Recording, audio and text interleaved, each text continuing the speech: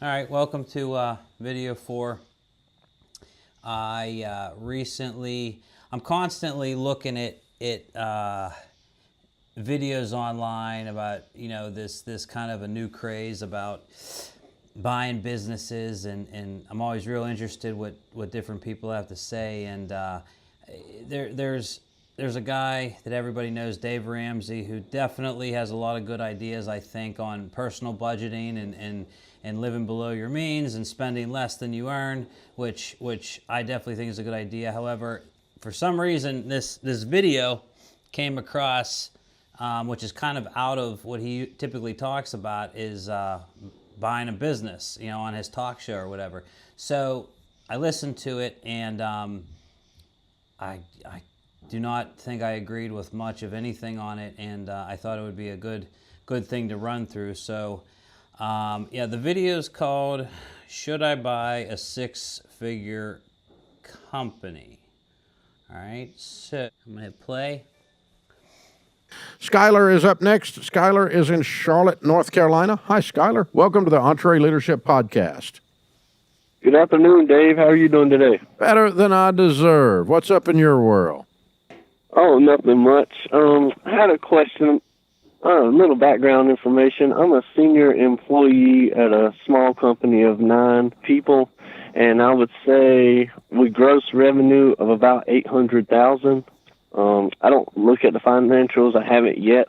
And my question is, should I buy the business from my boss even if I don't know how to do it the right way or go about it the proper way? Go about running the business the proper way or buying it the proper way? Which is it you don't know? Buying the proper way, like going about it the right way. If he walked out today, you could run it. Well, I can say this right now. There is no total formula on buying a business. Every acquisition that I've ever done has been different. And, if you wanted to be perfectly honest with you, the first time I bought a company, I didn't know how to buy a company, but it was pretty easy to stumble my way through because I was using a bank loan. And essentially, the bankers told me everything that I needed, and obviously with the help of an attorney. Now, which brings me to a good point. Get an attorney that actually has some experience with mergers and acquisitions, because they're like doctors. You know what I mean? You're not going to go to a podiatrist because you have chest pain, right? Go to a specialist. She was pretty integral about, hey, I'm going to get the non-disclosure signed. I'm going to get the letter of intent out, and we're going to negotiate. We're going to get the APA, and then if you're going to use a bank, the bank has a whole bunch of stipulations that you gotta abide by and go through, and it can be a real pain in the ass. But at the same time, too, with the help of that, it wasn't too bad. So I didn't run into too many stumbling blocks the first time I bought a company. So to answer the question this kid has is no, you don't have to know how to do it. So let me see what else he goes. I would say there's a good chance, yes. Okay. What would you be the strongest at, and what would you be the weakest at if he walked out today and you were running it? My strongest would be, I would say, the connections, the marketing, Mm-hmm. the marketing aspect with the clients. Is that what you do now? No, sir, I don't. Okay, what do you do now? I go along with her to the when we go market. Okay, all right. What is your title? What do you actually do? We real estate. No, you. Oh, me. I'm in charge of the title abstractors in our business. Okay, and the business is what? Title searching? Yes, sir, and insurance. Okay, all right, cool. All right, and there's 9 of you, and you're grossing $800K. Do you know? And you don't know what the net profit is. And I didn't let you finish earlier. What would be your weakest problem? Your biggest problem if you took over operations today? My biggest problem would be the delegation part. I'm working on that, but I do see that as being my weakest. Okay. So what is this company that did he said that he works a lot in marketing for this real estate title search company? and this owner wants to sell him the company. They do $800K a year, and there's 9 people, right? They top line $800K a year. There's 9 people in the company. I guess a title search company, you probably don't have a whole lot of overhead, crazy overhead, and they sell insurance too. And I know for a fact, because I own an insurance brokerage, there is very little overhead in an insurance brokerage company. Like, you look at a profit and loss statement of an insurance company, it's like income line, cost of goods sold, and your expenses are like 5 lines long, and then that's it. It's pretty low cost. So I would agree with that. So I mean, I'm actually curious to know what their net profit is, but at the same time too, I feel like it's like this I don't know. You ever get a feeling too, just like the way people talk, they just seem like kind of like almost like they're an idiot, and it's like, if a company is well, now that I'm thinking about it, if a 9-person company is only top lining an income of $800K annually, let's just say for instance, and I know this isn't the case. Like, let's just say they make 50% net profit, which would be fucking fantastic, which definitely isn't the case. But realistically, hey, let's say they make 25% on it, and it's an awesome return. They make 25%, $800K. That's $200,000 split between 9 people and an owner. Like, how much are they paying these people? And you know what? Maybe it's because I don't know. They said it's Charlotte, North Carolina. It's not exactly like the sticks. So I don't know. Right out of the gate, my senses would tell me like this is not a very profitable business. So I mean, people aren't going to be working for. Okay, hold on a second. If a company is only making not $800,000 a year, let's just say generously they do 25%. That's $200,000. $200,000. I mean, what? I don't know. I don't see it. I don't see it. That would not be great. But because then you say even if the entire rest of your costs, which isn't the case, is $600,000, and that's all salaries between 9 plus the owner. Well, unless the owner isn't taking a cut, let's just say $600,000 divided by 9 people. It's about $66,000. 200,000. I don't know. I don't know if I buy this. Regardless, let me just keep going here, because it gets worse. All right. So you know how to run the marketing. You know how to run the accounting. You know how to look at the books, pay the bills, all that process, right? You're comfortable with all that? Yes, sir. Yes, sir. Good. Very good. All right. Well, has she given you a price? No, sir, she has not. The last thing she's told me was that she's ready for me to look over the financials, and I'm currently in talks with I'm interviewing a couple of CPAs to get them to figure out which one I want on my side for them to look over the financials. But no, as far as price, she has not given me one yet. Okay. All right. Also, be careful if you're opting to hire a CPA. All CPAs are not created equal. So, whenever you're interviewing them, definitely ask them about their background, because, as I said before in previous videos, valuing companies can be, a lot of people just shooting by the hip, and he's going to start talking about multipliers here in a minute, and it's not always the case. So I don't think hiring a CPA is necessary for buying a company that's only has a revenue of $800,000 a year, to be perfectly honest with you. And if she sells you the business and leaves, what will it cost you to hire someone to do what she does now, or do what you do because you're going to be doing what she does? Or would you even replace that?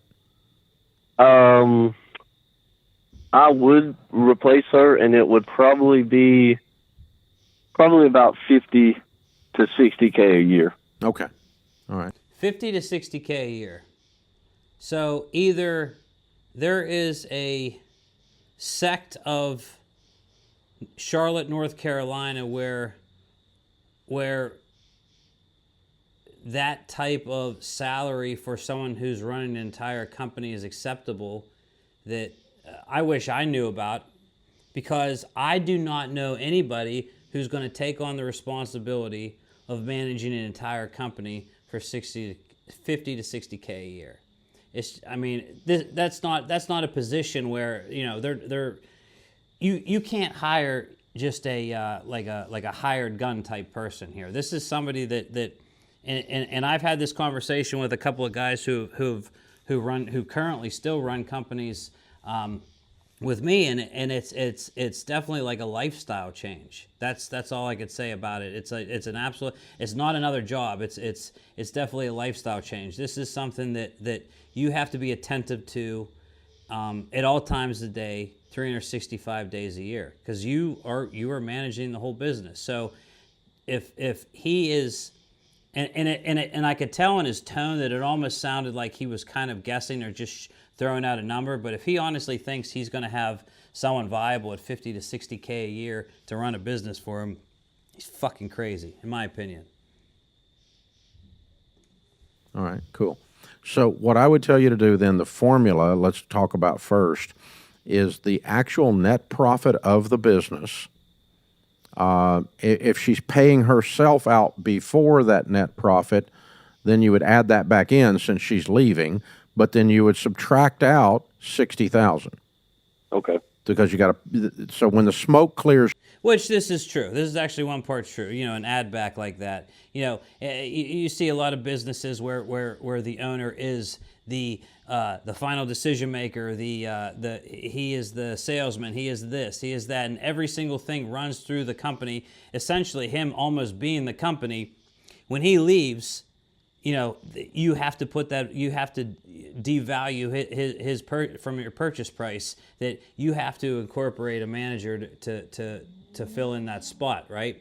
So a lot of the times, you could go through it and you can see owner's salary, owner's disbursements, shareholders' disbursements, and you can add all that back. For instance, if you see that all those categories, an owner is taking $500,000 out of a business a year, you could minus that from the purchase price. If you're buying a $5 million company, you could right out of the gate take that $500K off, because that is money that technically you should add back into the purchase price of the company. So Dave is correct in that particular sense. However, he, I believe, is incorrect about the amount of a manager to run this company.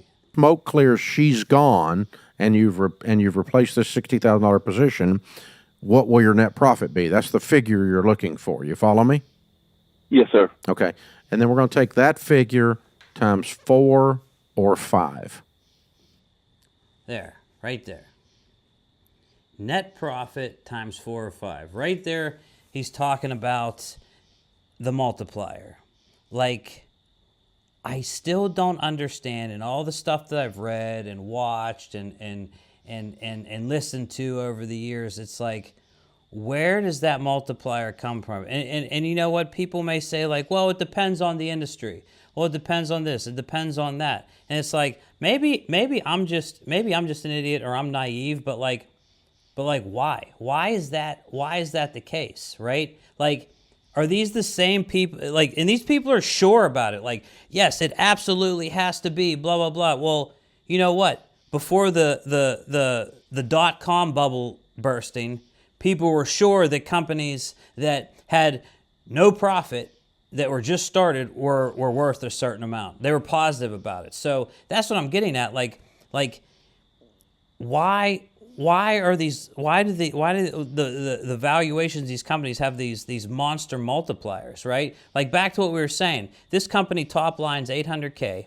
Let's say it bottom line's 200K, right? And then I have to multiply that by $5 million. Okay. Then there's a lot of stuff that goes into it too. So the purchase price is $1 million. All right. Well, if it's a real estate trust, if it's a real estate title search company, what kind of assets do they have? Honestly, they may have a building. Is it $1 million building, right? But other than goodwill and some intellectual property, maybe some office equipment, this and that, it's like where do you get the $1 million from? And here's another thing too. If this dude wants to get a loan for this company, the only loan that I could see that he's going to be able to get is an SBA loan, right? Because they have something called a collateral airball, which means if you don't have enough collateral to get the loan, they'll overlook it. I think it's bullshit because but they'll collateralize your personal belongings, and if you don't have personal stuff that equals the collateral of the loan, that they'll overlook it, but you have to report it. It's total bullshit. It makes zero sense. The SBA loans suck all the way around. The only good part about them is the minimum amount you have to put down on close on them. So. Back to what I was saying, that multiplier gives it $1 million. If you're not using SBA, what bank is going to finance this loan, right? So I'm not just pleading or I'm not just supporting the side of the buyer. I'm supporting the side of the seller too, just as much. Because guess what? That seller's shit out of luck if nobody can get a loan for their business. Right? If they want to sell and no one can get a loan for their business, then they have to rely on people who have the cash laying around. And that's, I don't even know what that percentage of people is in this country, but I know it's not high. Like for instance, it's October 2025 right now, and there's currently a government shutdown. I talked to two brokers that I know, business brokers that I actually bought. I did buy two companies off these guys. They're partners. Over the years, but these two guys, 90% of their business is reliant on SBA loans. And guess what? One of the programs that is shut down right now during this government shutdown, SBA, right? So hopefully, maybe they won't open it back up.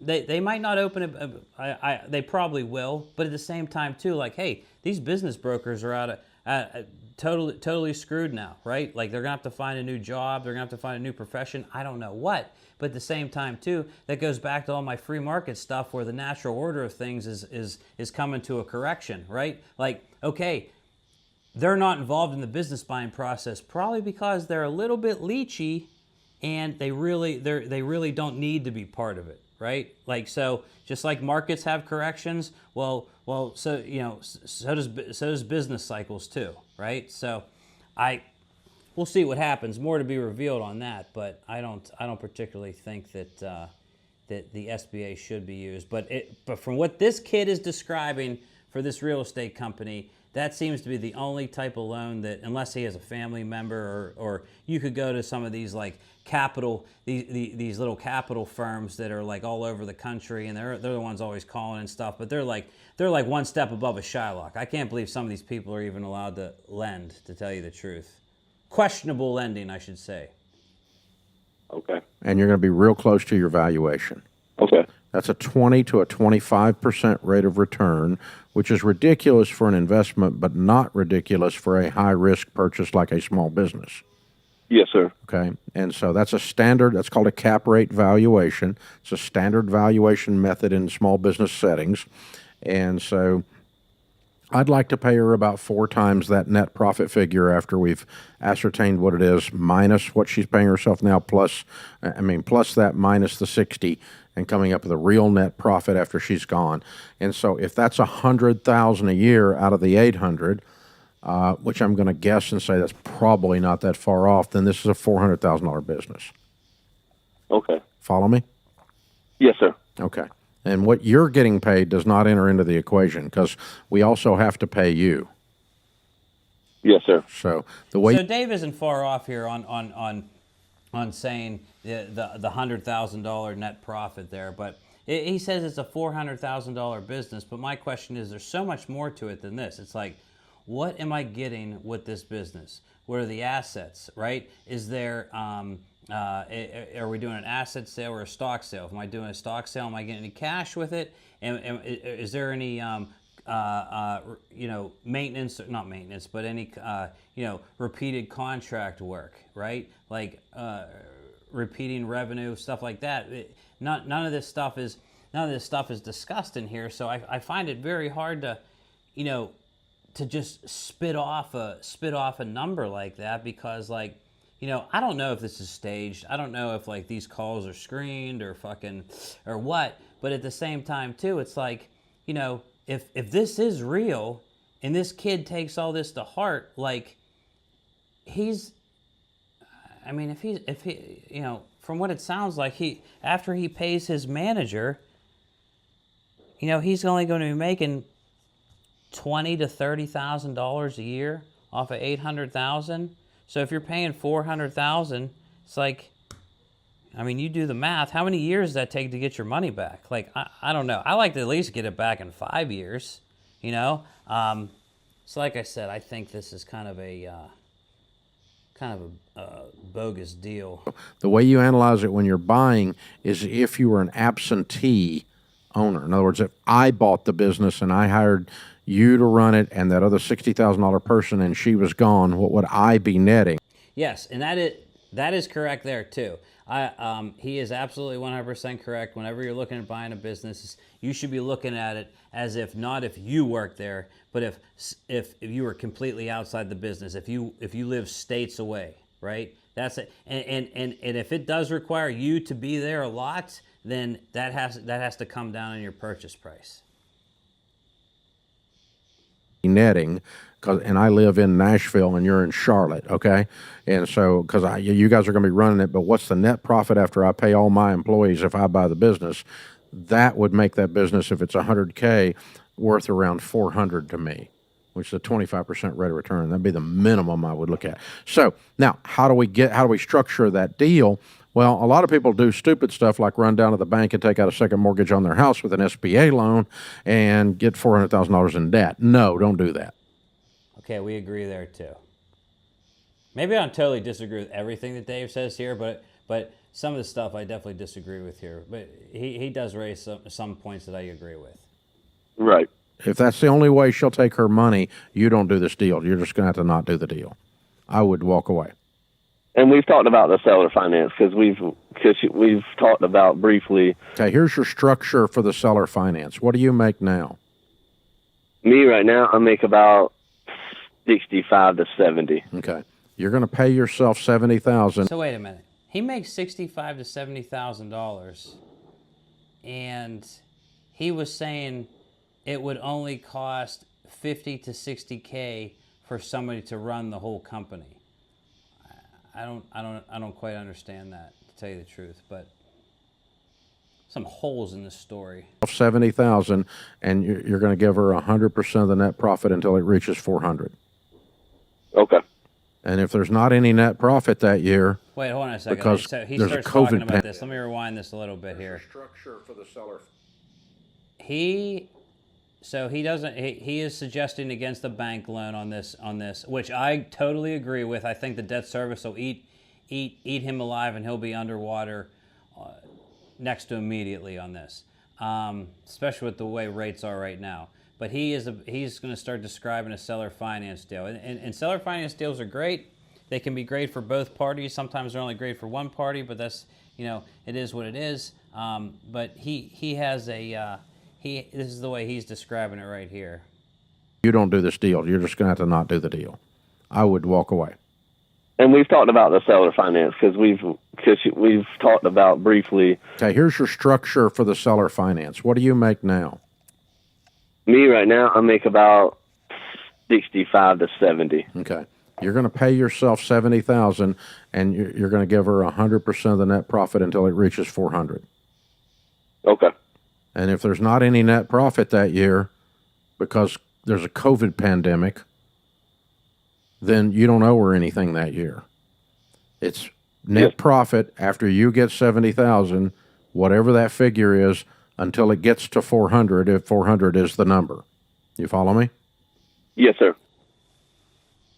So, what Dave is suggesting is signing some kind of asset purchase agreement where this young man gets paid the same amount of money that he's getting paid right now, and then every year I assume at the end of the year, or it's quarterly or whatever it is, she gets 100% of the net profit of the business until $400,000 is paid, right?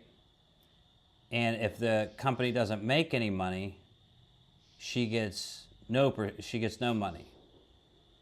My question is, like, isn't that exactly what's happening right now with her owning the business? Like, I'm not 100% sure. So, like, where's the risk? Like, there's a reason why people don't buy businesses, and because it's risky, right? And I get it. I like it. It's like him as a buyer is taking essentially all the risk out of it, and putting no strict term limit on how long it takes to pay him back.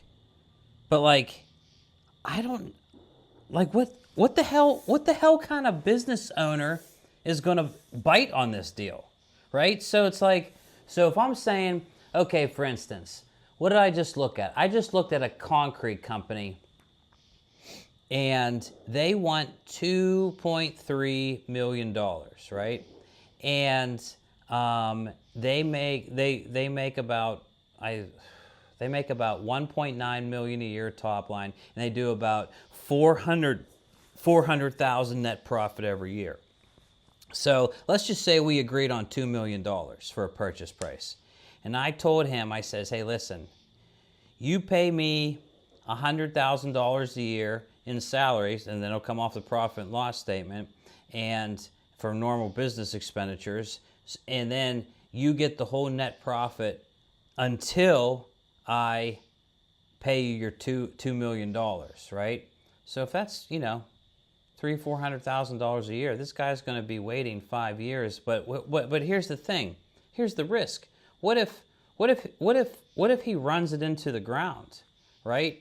And you don't have any kind of big down payment, like the seller doesn't have any kind of big down payment, which you typically would come into with, you know what I mean? Like there has to be skin in the game on both sides. I mean, unless this lady just wants to get rid of this real estate company, right? And I've seen stuff like that before. She just wants to dump it. She really doesn't care. But I'll tell you what, I'd be shocked if many people actually bid on something like this. I really don't. I've never even thought of something like this. And to be perfectly honest with you too, a lot of these business owners, they've spent their entire lives running their business and selling their product or service.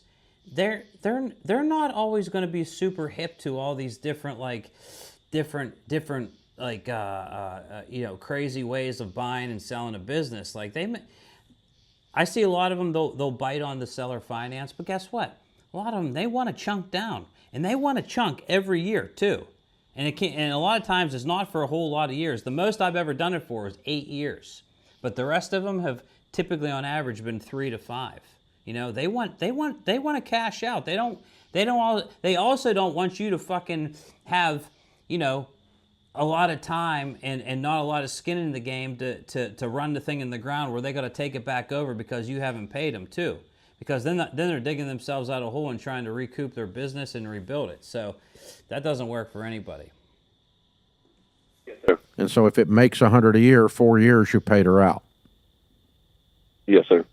If you do 4 times net profit, and the net profit stays exactly the same, in 4 years you'll pay her out. If you do 5 times net profit, in 5 years you'll pay her out.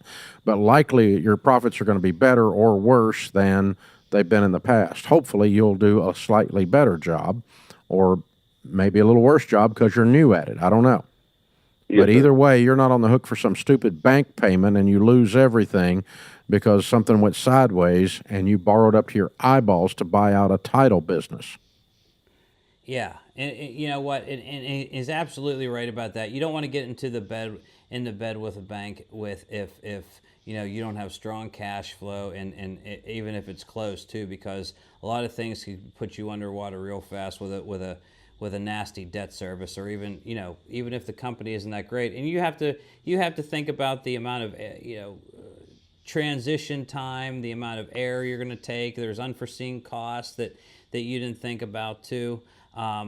But like I said, I still think that the seller finance way is the go, especially for something this small.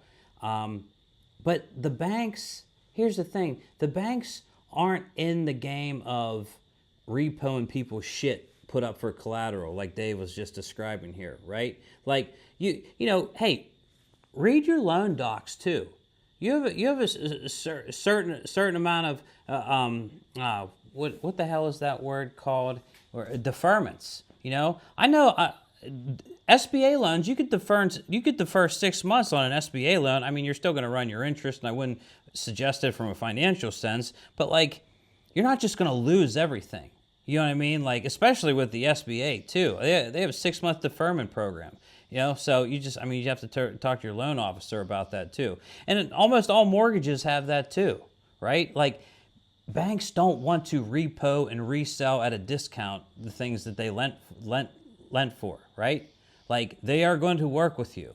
But at the same time too, it can get very expensive. It can't get very close to the line. But I mean, him saying they're going to take all your stuff, there's read your loan docs is all I'm saying next time you get a loan. The net profit formula is really easy. She gets everything after you get your basic salary until she gets all her money. That's a great deal for her as long as there's profit. But it's a great deal for you because if the profits go down, you're not strung out to dry. You following me how this? I don't know how this is a great deal for her because she's still assuming all the risk. He's assuming no risk and essentially having to manage this company to make sure it still does the same exact thing. So for the next 4 years, she still gets the same. Actually, it might. Best case scenario, she gets paid out in 4 years, right? And he gets the company with little risk involved, right? But the worst case scenario far ways out for the seller. You know what I mean? Like that sounds like a terror. I find it unrealistic that a lot of business owners would bite on this. I wouldn't even suggest it. Tell me how this works. Yes, sir. Yes, sir. Very cool. Hey, good job. I hope this works out for you, man. You're doing great stuff, and I'm excited for you to be a new business owner. Hope it works through for you. And that's a good deal as an owner financing structure for any of you selling a business. Minimum living wage for the new buyer out of the formula, and the net profits left over after that, you get all of it until you get your money, or most of it until you get your money, whatever the number is. And a couple things about this video too. So this guy didn't strike me as the kid who called out about the company who was being offered to buy this company didn't strike me as somebody who was already running the company, right? Like, so if this was like the vice president of a company who was already running all the day-to-days, he had a team underneath him. He understood the financials. He understood the marketing. He understood the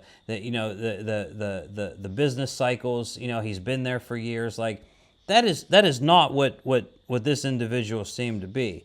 So I find it hard to believe that someone who, and he really didn't know the numbers too. He was kind of saying contradicting numbers. So like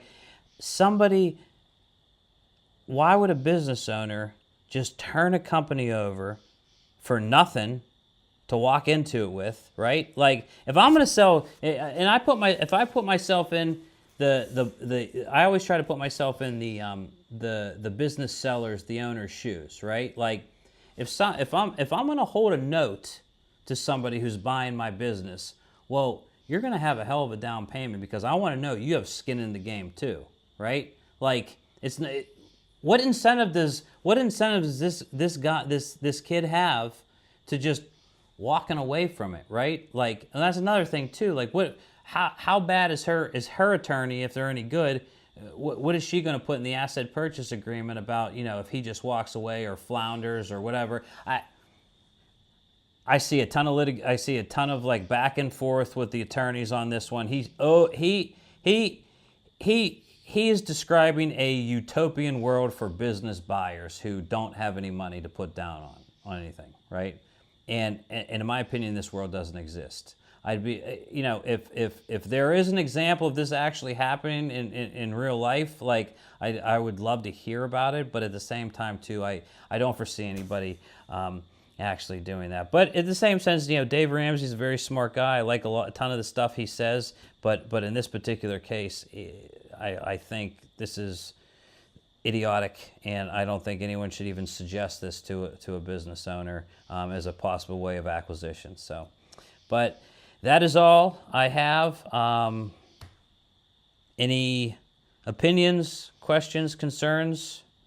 Write them in the chat below, and feel free to subscribe. That's it.